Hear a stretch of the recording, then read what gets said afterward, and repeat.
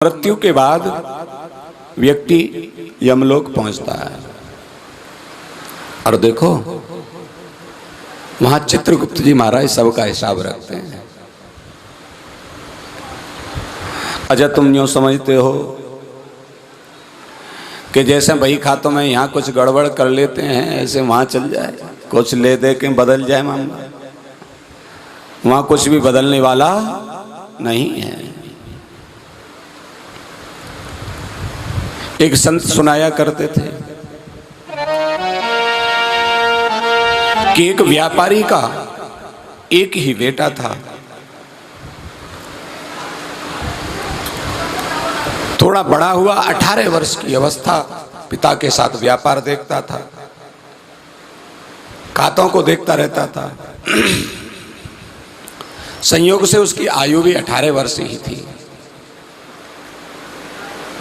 यमराज के यहां से यमदूत आए, उसे लेके चले गए।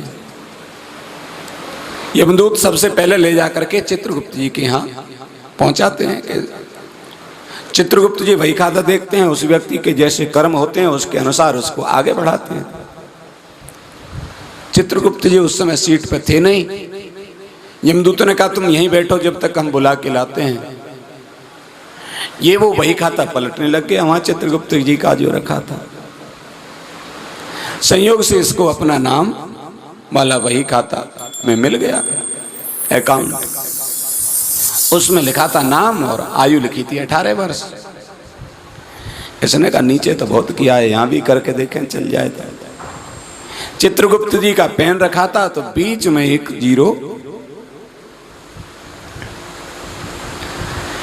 बीच में जीरो लगा दिया, 18 का बन गया।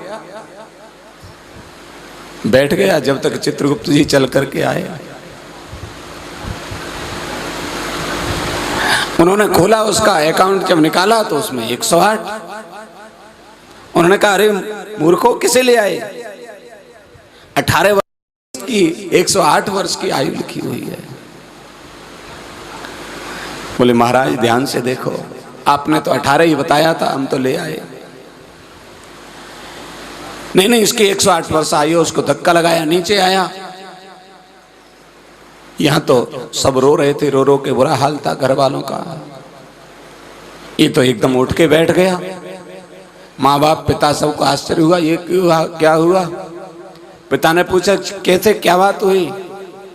बोले जो काम यहाँ आपने एक्सपर्ट जिसमें हमने किया था वो हमने वहां कर लिया। पूरी घटना बताई। 18 लिखी हुई थी पिताजी, वहां भी हमने 1 शून्य बीच में 108 करके आया हूं, चिंता मत करो। थोड़ी देर बाद फिर यमदूत आ गए, उसे लेके चले गए और उसकी वो करामात पकड़ी गई। अस्तु ये तो हंसने की बात है, कहने का तात्पर्य है कि वहां किसी भी प्रकार की रिश्वत नहीं चलती है। अवश्यमेव भोक्तव्यम कर्म कर्म फलम शुभम ना भोक्तम चीयते कर्म जन्म कोटि शतैरपि। व्यक्ति जैसा कर्म करता है वैसा फल उसे वहां भोगना पड़ता है।